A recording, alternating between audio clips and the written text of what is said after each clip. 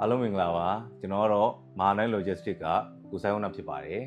ကျွန်တော်ဒီနေ့မျှဝေပေးမယ့်အကြောင်းအရာလေးကတော့ Incoterm မှာကျွန်တော်တို့ FOB Incoterm ပေါ့နော် FOB Incoterm ဆိုတာကျွန်တော်တို့မြန်မာနိုင်ငံကနေတရားဝင်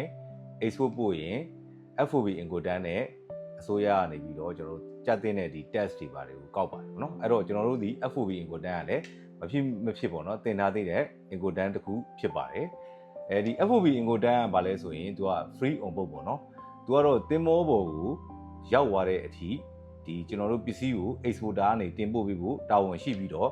တင်မောပေါ်ကိုရောက်တဲ့အထိကုန်ကျစရိတ်အကုန်လုံးကိုတော့ဒီ exporter ကနေပြီးတော့ပေးချေရမှာဖြစ်ပါတယ်တင်မောကနေစပြီးတော့ပေါ့နော်နောက်သူ့ရဲ့ဒီ importing country ကိုရောက်တဲ့အထိစရိတ်တွေအကုန်လုံးကိုတော့ importer ကြခံမှာဖြစ်ပါတယ်ဒီမှာကျွန်တော်တို့ဒီနေ့ပေါ့နော်ကျွန်တော်မေးခွန်းလေးတစ်ခုရှိလာတယ်ပေါ့နော်အဲ့ဒါဘာလဲဆိုတော့ importer ကနေပြီးတော့တဲ့ဒီတင်မောကိုbook လုပ်ဖို့เนาะ booking လုပ်ဖို့အတွက်ကိုသူကအဆင်မပြေဘူးတဲ့အဲ့တော့ကျွန်တော်တို့ဒီမြန်မာနိုင်ငံ exporter ပဲပေါ့เนาะဒါကိုကူညီပြီးတော့ booking လုပ်ပေးလို့ရမလားပေါ့เนาะဆိုတော့ကျွန်တော် client တယောက်ကကျွန်တော်အဲ့လိုမျိုးမေးလာပါတယ်မေးလာရတော့ကျွန်တော်ကဒီဗီဒီယိုလေးနဲ့ဒီရိုက်ဖြစ်သွားတဲ့အကြောင်းရင်းလေးဖြစ်ပါတယ်ဘာလို့လဲဆိုတော့အဲ့လိုမျိုးပေါ့เนาะ exporter ကနေပြီးတော့ကျွန်တော်တို့အကူအညီတောင်းလာတဲ့အခါမှာကျွန်တော်ကဘယ်လိုပြောလဲဆိုတော့ importer ဘက်ကနေပြီးတော့ကျွန်တော်တို့ exporter ကိုဒါလေးကိုပေါ့เนาะကူညီပေးပါသူတို့အနေနဲ့booking လုပ်ဖို့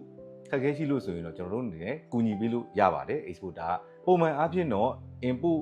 လုပ်တဲ့ importer ပဲဒီ booking လုပ်တာတွေကိုယူပြီးတော့ကျွန်တော်တို့အနေနဲ့သူ့ရဲ့ booking confirmation ကိုယူပြီးတော့ exporter ကနေပြီးတော့ပို့ကုန်တင်ပို့ခြင်းလုပ်ငန်းတွေကိုလှုပ်ဆောင်ရတာဖြစ်ပါတယ်ဒါပေမဲ့အခုလိုမျိုးထူးခြားတဲ့ကိစ္စမှာဆိုလို့ရှိရင်တော့ကျွန်တော်တို့ exporter အနေနဲ့ပေါ့နော်importer ရဲ့ကိုစားတင်မော booking ယူပြီးတော့လုပ်ပေးလို့ရပါတယ်ဒါပေမဲ့ကျွန်တော်တို့က freight charge ကိုတော့ပေးစရာမလိုပါဘူးဘာလို့ဆိုတော့ကျွန်တော်တို့ဒီ FOB Incoterm နဲ့ရောင်းထားတာဖြစ်လို့ပါအဲ့တော့ကျွန်တော်တို့ freight charge ကိုပေးစရာမလိုလို့ရှိရင်ဘယ်လိုလုပ်လဲဆိုရင်ကျွန်တော်တို့က BA ထုတ်တဲ့အခါမှာ freight prepaid လို့ကျွန်တော်တို့ကမသုံးမဲနဲ့ freight collect ဆိုတဲ့ဟာကိုကျွန်တော်တို့ BA ပေါ်မှာ show ပါတယ်သူ့ရဲ့အဓိပ္ပာယ်ကတော့ဒီ freight ခတွေကိုသက်ဆိုင်ရာ importing country က consignee စီမှာကောက်ပါဆိုတဲ့အဓိပ္ပာယ်ဖြစ်ပါတယ်အဲ့တော့ဒီနေ့ဒီအကြောင်းအရာလေးကိုမျှဝေတာအကျိုးရှိမယ်လို့လည်းထင်ပါတယ်ခုလိုအဆုံးထိကြည့်ရှုပေးတဲ့အတွက်လည်းအားလုံးကျေးဇူးတင်ပါတယ်ခင်ဗျာ